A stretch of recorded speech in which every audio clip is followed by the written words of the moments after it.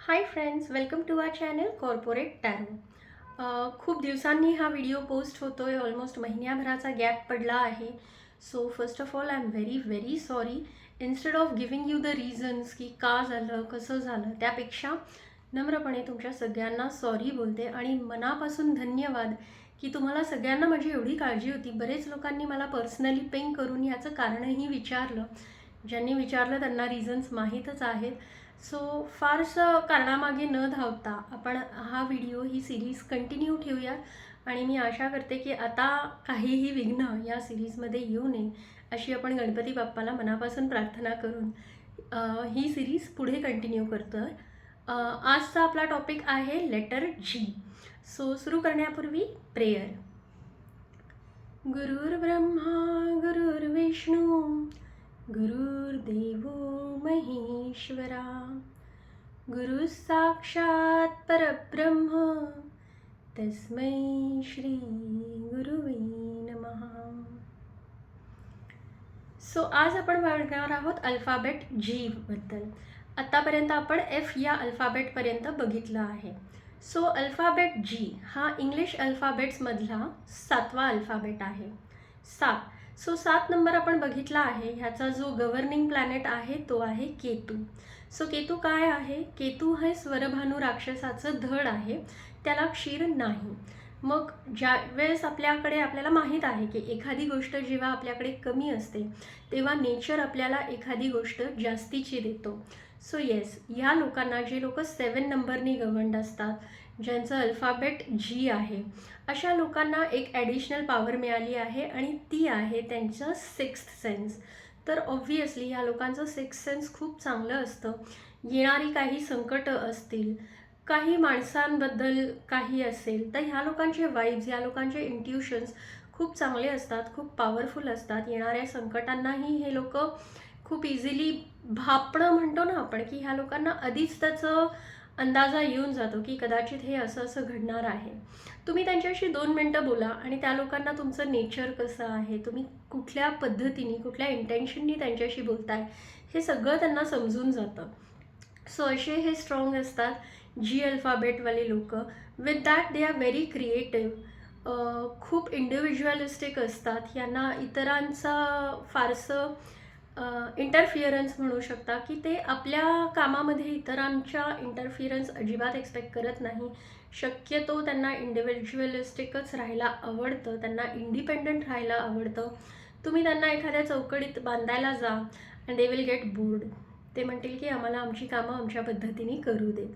आणि apart from this they are very introverts. हे लोक तुम्हाला जाणवतील की सगळ्यांसमोर ओपन अप नाही होत इतक्या इझिली, पण ज्यांच्याबरोबर त्यांचं बॉन्डिंग खूप स्ट्रॉंग आहे ना, त्यांच्यासोबत हे लोक कमालीचे ओपन अप होतात, खूप व्यवस्थित बोलतात. म्हणजे अक्षरशः लोकांना सांगावं लागतं की आता बास. सो काही लिमिटेड सर्कल असतो यांचा की ज्यांच्याशी हे लोक छान फ्रीली ओपन अप होऊन बोलतात. So introverts are there. They are introverts but only in front of few people. ज्यांच्याशी त्यांचं जमतं त्यांच्यासमोर ते लोक छान बोलतात.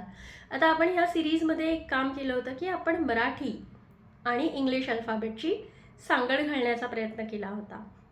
सो ग आणि गी हे जे अक्षर येतात ते येतात मकर राशीच्या अंडर.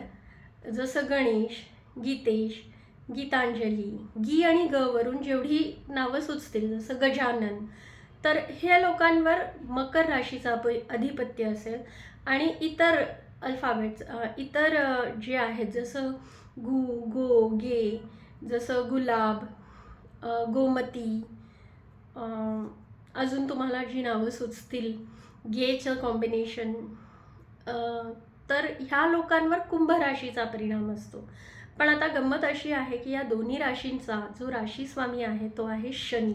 सो शनीमुळे काय होतं? शनीमुळे ह्या लोकांना एक फायनान्शियल इंडिपेंडन्स आणि फायनान्शियल इंटेलिजन्स येतो. ह्या लोकांना चांगलं माहीत असतं की कुठे इन्व्हेस्ट करावं, किती इन्व्हेस्ट करावं आणि कसं इन्व्हेस्ट करावं, कुठे रिटर्न्स मिळणार आहेत. विथ दॅट ह्या लोकांना बिलकुलही इतरांवर लवकर विश्वास ठेवणारी लोकही नसतात.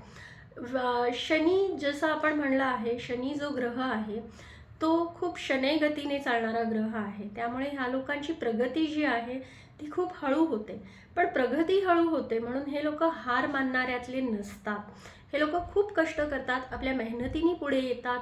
खूप स्लो प्रोग्रेस असतो बट स्टडी प्रोग्रेस असतो.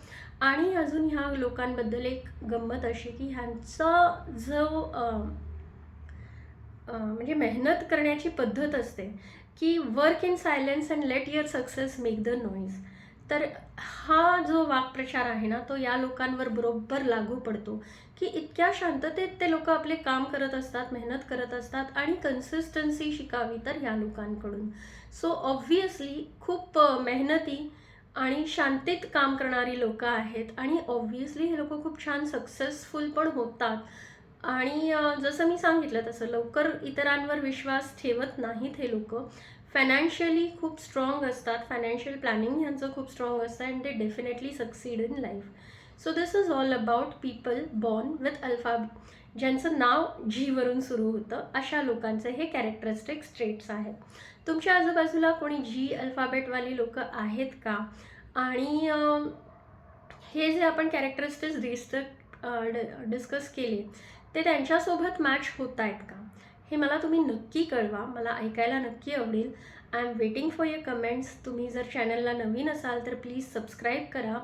I am waiting for your likes, comments and subscribe. आणि ही माहिती मजेशीर जी आहे ती आपल्या फ्रेंड्सबरोबर नक्कीच शेअर करा. थँक्यू सो मच आणि लवकरच भेटूयात पुढच्या अल्फाबेटबरोबर, that is H. Thank you so much. Have a great day. Bye bye.